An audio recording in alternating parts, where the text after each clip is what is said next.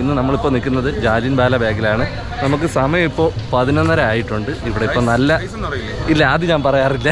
നല്ല തിരക്കുണ്ട്. നമ്മളിവിടെ പഞ്ചാബ് ഡൽഹി വേറൊരു ടീം വർക്കായിട്ട് വന്നതാണ്. എൻ്റെ കൂടെ 11 പേര് ഉണ്ട്. അപ്പോൾ നമ്മൾ ഇന്ന് ഇതിനകത്തുള്ള വിഷ്വൽസൊക്കെയാണ് നമ്മൾ കാണാൻ പോകുന്നത്.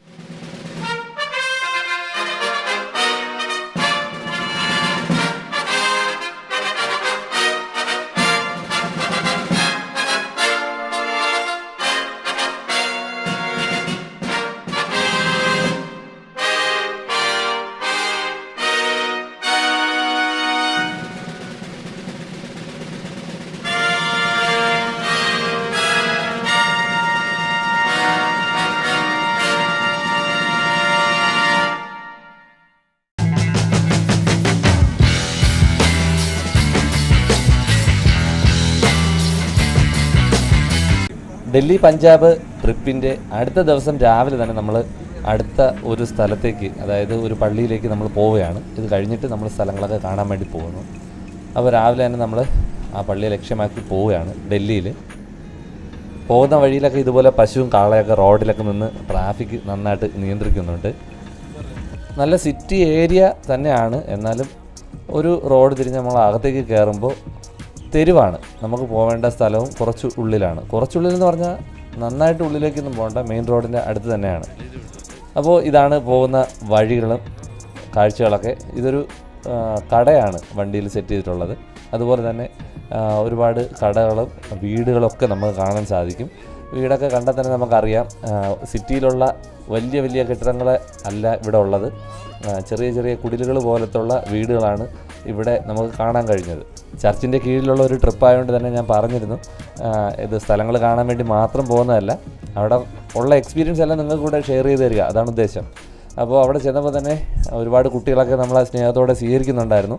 നേരെ കാണുന്നതാണ് അവിടുത്തെ പള്ളി. അതായത് ഈ തെരുവിനകത്ത് കുട്ടികളും ആൾക്കാരൊക്കെ ഒന്നിച്ചു കൂടുന്ന ഒരു പള്ളി ഈ നേരെ കാണുന്നതാണ്.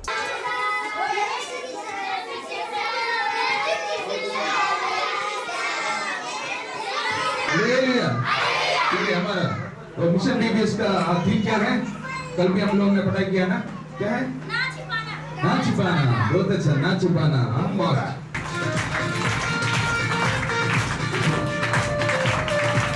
കുട്ടികളോട് സമയമൊക്കെ ചെലവഴിച്ച് അവരുടെ സന്തോഷത്തിൽ പങ്കുചേർന്ന് അവർക്ക് ടാറ്റ ബൈ ബൈ ഒക്കെ പറഞ്ഞ് നമ്മൾ അവിടെ നിന്ന് ഇറങ്ങുകയാണ്. ഇത് വീടിൻ്റെ മേൽക്കൂരയാണ്. വെയിറ്റുകളൊക്കെ കയറ്റി വെച്ചിട്ടുണ്ട്, കല്ല് ഏണിയൊക്കെ എടുത്ത് വെച്ചിട്ടുണ്ട്, പറന്നു പോകാതിരിക്കാനാണ്. അങ്ങനെ നമ്മൾ റൂമിൽ വന്നിട്ട് നമ്മൾ അടുത്ത സ്ഥലത്തേക്ക് പോവുകയാണ്. ഡൽഹിയിലെ കറക്കം കഴിഞ്ഞു. ഇനി ലാസ്റ്റ് ഒരു ദിവസം കൂടെ നമ്മൾ തിരിച്ച് വരുന്നുണ്ട്. ഇപ്പോൾ നമ്മൾ പോകാൻ പോകുന്ന പഞ്ചാബിലേക്കാണ്. പഞ്ചാബിൽ പോകാൻ വേണ്ടിയിട്ട് റെയിൽവേ സ്റ്റേഷനിലോട്ട് നമ്മൾ ലഗേജുകളും എല്ലാം എടുത്തിട്ട് നമ്മളെ ഗ്രൂപ്പ് ടീമായിട്ട് നമ്മൾ പോവുകയാണ്.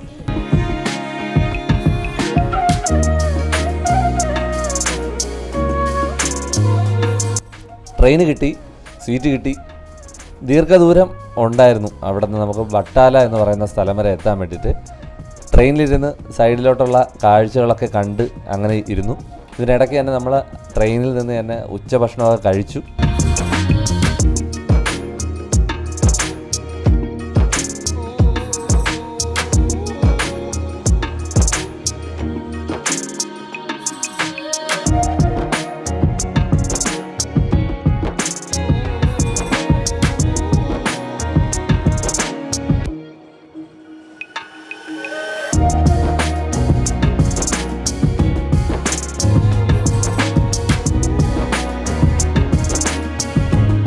ഒരുപാട് മണിക്കൂറുകൾക്ക് ശേഷം ബട്ടാല എന്ന് പറയുന്ന റെയിൽവേ സ്റ്റേഷനിൽ നമ്മളെല്ലാവരും ഇറങ്ങി. ഇവിടെ നമ്മളെ പിക്ക് ചെയ്യാൻ വേണ്ടിയിട്ട് ഒരാൾ വന്നിട്ടുണ്ട്. നമ്മൾ വന്ന ട്രെയിനിൽ നിന്നും അല്ലാണ്ടൊക്കെ വന്ന യാത്രക്കാരൊക്കെ പഞ്ചാബികളൊക്കെ ഇറങ്ങി വരുന്നത് കണ്ടു. ഈ കാണുന്ന കണ്ണാടി ചേട്ടനാണ് നമ്മളെ പിക്ക് ചെയ്യാൻ വേണ്ടി വന്നിട്ടുള്ളത്. ഒരു ഓട്ടോറിക്ഷയിൽ നമ്മളെ കൊണ്ട്. അപ്പോൾ ഇന്നൊക്കെ സ്റ്റേ ചെയ്യാനുള്ള സ്ഥലത്തേക്ക് നമ്മൾ പിന്നെയും പോവുകയാണ്. എല്ലാവരും കൂടെ ലഗേജും എല്ലാ ആൾക്കാരും കൂടെ ഓട്ടോറിക്ഷയിൽ കയറി നമ്മൾ നേരെ സ്റ്റേ ചെയ്യാനുള്ള വീട്ടിലേക്ക് അല്ലെങ്കിൽ പള്ളിയിലേക്ക് നമ്മൾ പൊയ്ക്കൊണ്ടിരിക്കുകയാണ്. ഇപ്പോൾ ബട്ടാല എന്ന് പറയുന്ന സ്ഥലത്തെ റോഡിലെ കാഴ്ചകളാണ് നിങ്ങളിപ്പോൾ കണ്ടുകൊണ്ടിരിക്കുന്നത്. ഇവിടുത്തെ കടകളും അതുപോലെ തന്നെ വാഹനങ്ങളും എല്ലാം നമ്മളെ ഇവിടുന്ന് കുറച്ച് വ്യത്യസ്തതയായിട്ട് തോന്നി.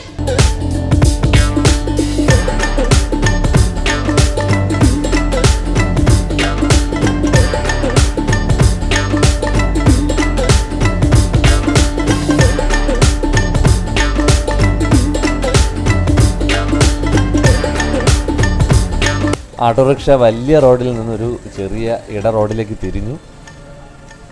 നമ്മളപ്പോൾ അടുത്ത് താമസിക്കാൻ പോകുന്ന സ്ഥലത്ത് എത്തിയിട്ടുണ്ട്. നമ്മളെ സ്വീകരിക്കാൻ വേണ്ടിയിട്ട് അവിടെ ആൾ നിൽപ്പുണ്ട്. അപ്പോൾ ഈ കാണുന്ന സ്ഥലത്താണ്, ഈ പള്ളിയിലാണ് നമ്മൾ അടുത്ത് സ്റ്റേ ചെയ്യാൻ പോകുന്നത്. അന്ന് വൈകുന്നേരം നമുക്ക് ഭക്ഷണം ക്രമീകരിച്ചിരുന്നത് അടുത്തുള്ള ഒരു വീട്ടിലാണ്. അപ്പോൾ നമ്മളങ്ങനെ ആ ഓട്ടോറിക്ഷയിൽ തന്നെ കയറിയിട്ട് നമ്മൾ ആ വീട്ടിലേക്ക് പോവുകയാണ്. അവിടെ വളരെ രസകരമായിട്ടുള്ള ഒരു അനുഭവം ഉണ്ടായി. നമുക്ക് ഫുഡ് കഴിക്കുന്നതിന് കുറച്ച് ഡിലേ വന്നപ്പോൾ അവിടെ കുറച്ച് സംഗീത ഉപകരണങ്ങളൊക്കെ ഇരിക്കുന്നത് കണ്ടു. അപ്പോൾ നമ്മളിൽ നിന്ന് വന്ന ആൾക്കാർക്കെല്ലാം ഒരു കൗതുകം. അങ്ങനെ നമ്മൾ കുറച്ച് സമയം, ഈ യാത്രയിൽ ഏറ്റവും ഇഷ്ടപ്പെട്ട ഒരു മൊമെൻ്റ് എന്ന് പറയുന്നത്, അപ്പോൾ കുറച്ച് സമയം നമ്മൾ പഞ്ചാബി ചേട്ടന്മാരുടെ കൂടെ, നമ്മൾ മലയാളം പാട്ടുകൾ പാടുന്നു, അവർ പഞ്ചാബി പാട്ട് പാടുന്നു, ക്രിസ്ത്യൻ സോങ്ങാണ്. അങ്ങനെ ഒരു അരമണിക്കൂർ ആ ഒരു വൈകുന്നേര സമയം നമ്മൾ അടിച്ച് പൊളിച്ചു എന്ന് തന്നെ പറയാം. നല്ല രീതിയിൽ പാട്ടൊക്കെ പാടി മൈൻഡൊക്കെ ഒന്ന് റിലാക്സ് ആയിട്ട് നമ്മൾ അവിടെ നിന്ന് ഫുഡ് കഴിച്ചിട്ട് വരികയാണ് ചെയ്തത്.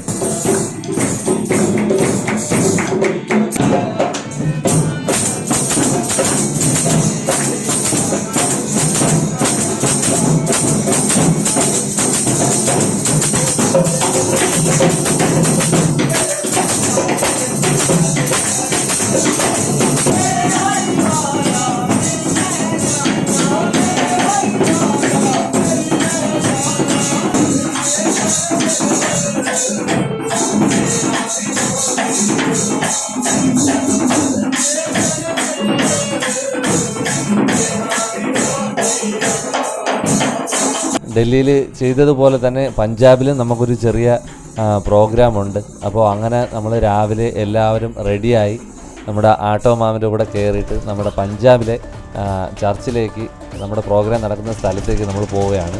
ഇന്ന് സ്വാതന്ത്ര്യ ദിനമായിരുന്നു. അപ്പോൾ അന്ന് രാവിലെ അവിടെ പോയി കൊടി ഉയർത്തി അങ്ങനെയുള്ള കാര്യങ്ങളെല്ലാം കഴിഞ്ഞു. നമ്മൾ ക്ലാസ്സിലേക്ക് കയറി കുട്ടികൾക്ക് വേണ്ടുന്നുള്ള നമ്മൾ സെറ്റ് ചെയ്തുകൊണ്ട് വന്നിരുന്നുള്ള കാര്യങ്ങളൊക്കെ അവിടെ കഴിഞ്ഞിട്ടാണ് നമുക്കിനി കറങ്ങാൻ വേണ്ടിയിട്ട് പോകാൻ വേണ്ടിയിട്ട്.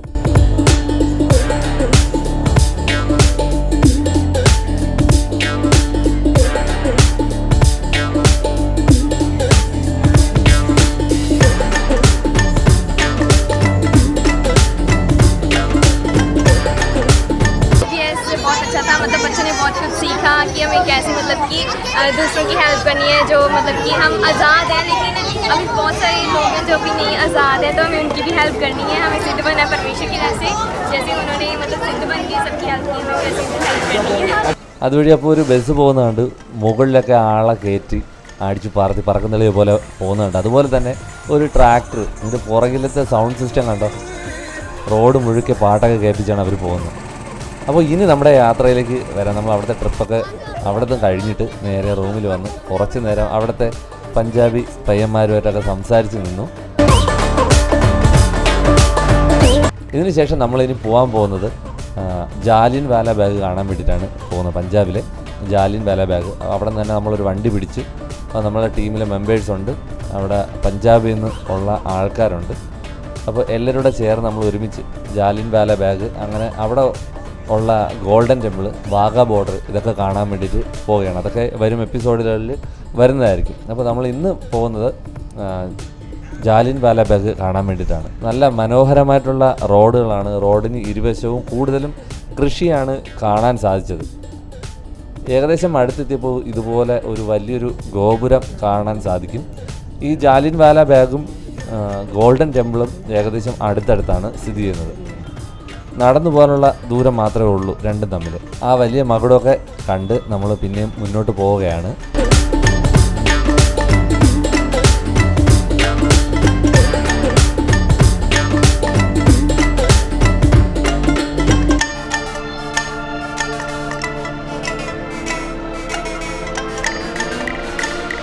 നമ്മൾ വണ്ടിയിൽ നിന്ന് ഇറങ്ങിയിട്ട് നടന്നാണ് പോകുന്നത്. ഏകദേശം അതുവരെ വണ്ടി പോകാത്തതുകൊണ്ട് സൈഡിൽ റോഡിൽ ഇട്ടിട്ട് നമ്മൾ നടന്നു പോവുകയാണ്. ഈ രണ്ട് സ്ഥലം കണ്ടിട്ട് തിരിച്ചു വരാമെന്നുള്ള പ്ലാനിൽ പോകുന്ന വഴി എല്ലാവരും ഇങ്ങനെ തുണി, ഒരു കർച്ചീഫ് അല്ലെങ്കിൽ ഒരു തോർത്ത് പോലത്തെ തുണി കൊണ്ടുതരും. അപ്പോൾ ഇത് ഗോൾഡൻ ടെമ്പിളിൽ കയറുമ്പോൾ നമ്മൾ തലയിൽ കെട്ടിക്കൊണ്ടാണ് കയറാൻ. ആരായിരുന്നാലും കയറുമ്പോൾ തലയിൽ കെട്ടിയാൽ മാത്രമേ അകത്തേക്ക് കയറ്റി വിടത്തുള്ളൂ.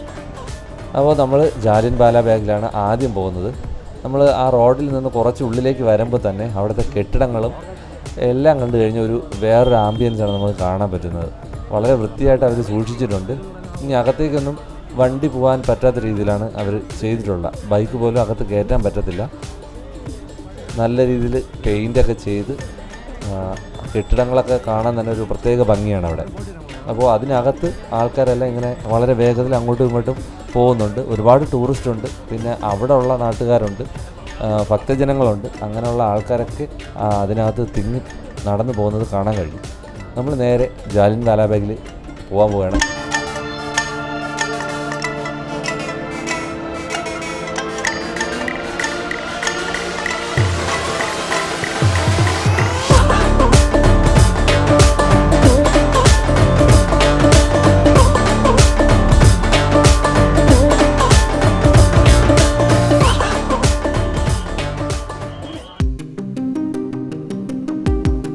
നമ്മൾ ആദ്യം കയറി ചെല്ലുമ്പോൾ തന്നെ ചുവരുകളിൽ ഒരുപാട് ശില്പങ്ങളിങ്ങനെ കൊത്തി വച്ചിരിക്കുന്നത് കാണാൻ കഴിയും.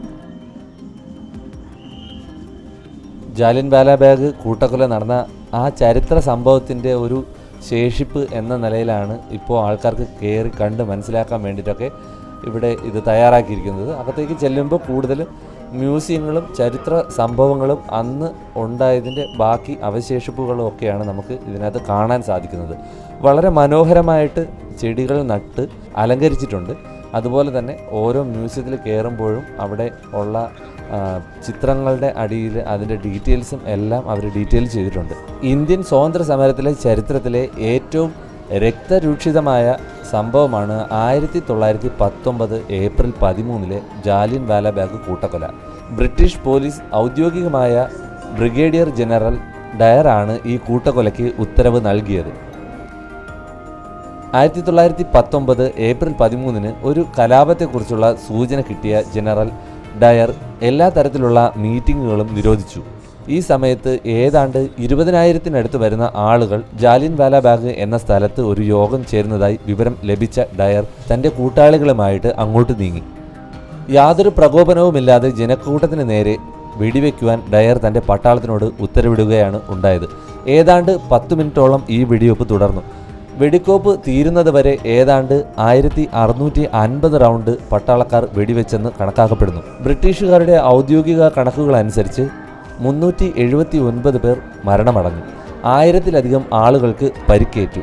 യഥാർത്ഥത്തിൽ 1000-ലധികം ആളുകൾ മരണപ്പെട്ടിട്ടുണ്ടെന്ന് പറയപ്പെടുന്നു. ഇന്ത്യയിലെ ബ്രിട്ടീഷ് ഭരണത്തിൻ്റെ അന്ത്യം കുറിക്കപ്പെട്ട ചില സംഭവങ്ങളിലൊന്നായി ജാലിയൻ വാലാബാഗ് കൂട്ടക്കൊല കണക്കാക്കപ്പെടുന്നു. ബ്രിട്ടീഷ് ഇന്ത്യയുടെ ചരിത്രത്തിലെ ഏറ്റവും നാണംകെട്ട സംഭവമായിരുന്നു ജാലിയൻ വാലാബാഗിൽ നടന്നതെന്ന് മുൻപത്തെ ബ്രിട്ടീഷ് പ്രധാനമന്ത്രി ഡേവിഡ് കാമറൂൺ തൻ്റെ ഇന്ത്യ സന്ദർശനത്തിനിടെ അഭിപ്രായപ്പെട്ടു. ഇന്ന് നമ്മളിപ്പോൾ നിൽക്കുന്നത് ജാലിയൻ വാലാബാഗിലാണ്. നമുക്ക് സമയം ഇപ്പോൾ 11:30 ആയിട്ടുണ്ട്. ഇവിടെ ഇപ്പോൾ ആദ്യം ഞാൻ പറയാറില്ല, ഇപ്പോൾ നല്ല തിരക്കുണ്ട്. നമ്മളിവിടെ പഞ്ചാബ് ഡൽഹി വേറൊരു ടീം വർക്കായിട്ട് വന്നതാണ്. എൻ്റെ കൂടെ 11 പേര് ഉണ്ട്. അപ്പോൾ നമ്മൾ ഇന്ന് ഇതിനകത്തുള്ള വിഷ്വൽസൊക്കെയാണ് നമ്മൾ കാണാൻ പോകുന്നത്. നമ്മുടെ കൂടെ വന്നിട്ടുള്ള ടീംസാണിത്. ഷെറി അച്ഛൻ, ശ്യാം സിംഗ് അച്ഛൻ, പേര് പറ, ആശിഷ്, കിരൺ ചേട്ടൻ, അജയ് രാജ്. അപ്പോൾ ഇത് ഇനിയും ഉണ്ട് നമ്മളെ കൂടെ ടീമുകൾ, ആൾക്കാർ ഇതിനകത്തുണ്ട്. ഇത് നമ്മുടെ ബ്ലസ്സനാണ്. ഇനിയും ഉണ്ട് 1-2 പേരുടെ ഉണ്ട് പരിചയപ്പെടുത്താൻ വേണ്ടിയിട്ട്. അപ്പോൾ ഇവരെല്ലാവരും ചേർന്നാണ് നമ്മൾ പോകുന്നത്. നമ്മൾ എന്താണ് ബട്ടാല, പഞ്ചാബിലെ ബട്ടാല എന്ന് പറഞ്ഞ സ്ഥലത്തു നിന്നാണ് ഇങ്ങോട്ട് വന്നത്. അവിടെ നിന്ന് 40 കിലോമീറ്റർ ഉണ്ട് ഇവിടെ വരാൻ വേണ്ടിയിട്ട്. അപ്പോൾ ഇതിനകത്ത് കറങ്ങി പിന്നെ ഗോൾഡൻ ടെമ്പിൾ പോകണം. അപ്പോൾ ഇവിടുത്തെ വിഷ്വൽസ് നമുക്ക് കാണാം. ഇതിനകത്താണ് ഇപ്പോൾ നിൽക്കുന്നത്.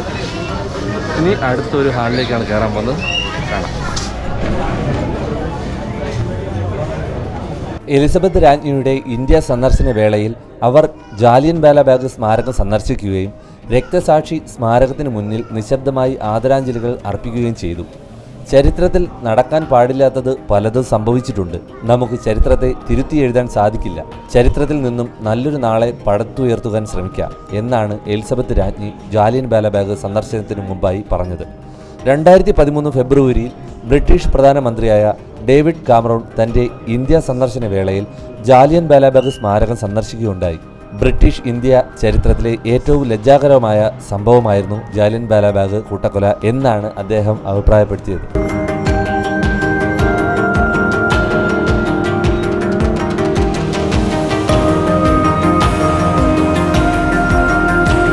ഒന്ന് മാറി നമുക്ക് ഒരു ആർട്ട് ഗ്യാലറി പോലെ അവിടുത്തെ സംഭവങ്ങൾ വിവരിച്ചു വച്ചിരിക്കുന്ന ഒരുപാട് ഗ്യാലറികൾ നമുക്ക് അവിടെ കാണാൻ കഴിയും. ഓരോ ഗ്യാലറി വിട്ട് ഇറങ്ങുമ്പോഴും മുന്നിൽ ജാലിയൻ വാല ബാഗ് സ്മാരകം തല ഉയർത്തി നിൽക്കുന്നത് കാണാൻ കഴിയും. അതുപോലെ തന്നെ ചുറ്റുപാടുകളെല്ലാം ചെടികൾ കൊണ്ട് മനോഹരമാക്കി നിർത്തിയിട്ടുണ്ട്.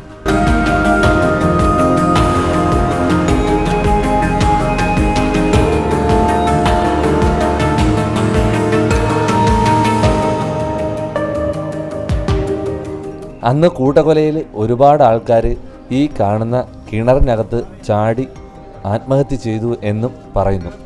ഈ കിണറിപ്പോൾ ഒരു ചരിത്ര സ്മാരകമാണല്ലോ, അതുകൊണ്ട് വളരെ നല്ല രീതിയിൽ അവർ സംരക്ഷിച്ചു നിർത്തിയിട്ടുണ്ട്. ഗ്ലാസ്സുകളൊക്കെ ഇട്ട് അതിന് ചുറ്റും അതിൽ കെട്ടി ഒരു വേലി കെട്ടി അങ്ങനെ അവർ സംരക്ഷിച്ചു വച്ചിട്ടുണ്ട്. ഇതുവഴി നടന്നു പോകുമ്പോൾ നമുക്ക് ഇതൊരു ചരിത്ര സ്മാരകമാണ്. ഒത്തിരി ആളുകളുടെ ജീവൻ പൊലിഞ്ഞ ഒരു സ്ഥലമാണ് ഇവിടം.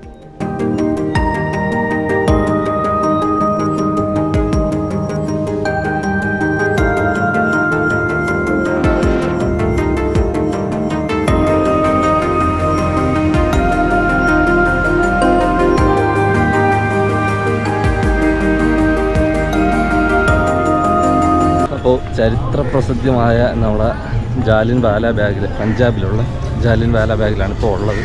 ഇതിനകത്തുള്ള കാഴ്ചകളും കാര്യങ്ങളൊക്കെയാണ് ഈ വീഡിയോയിൽ ഉള്ളത്. നമ്മളിവിടെ കുറച്ച് ആൾക്കാരോട് ഞാൻ നേരത്തെ പരിചയപ്പെടുത്തി.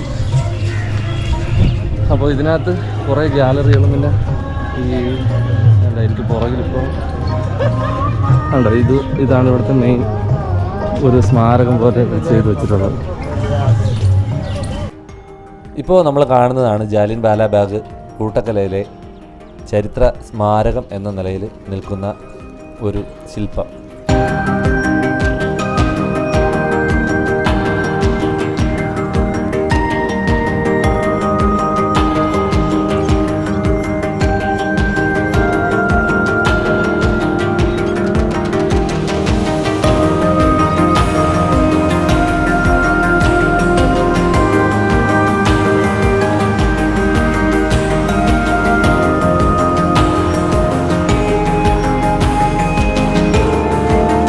അന്നത്തെ സംഭവത്തിൽ വെടിയുണ്ടകൾ തുളച്ചു കയറിയ ഒരു ചുമർ അവിടെ മാർക്ക് ചെയ്ത് അടയാളപ്പെടുത്തി വച്ചിരിക്കുന്നതായിട്ട് കാണാൻ കഴിയും.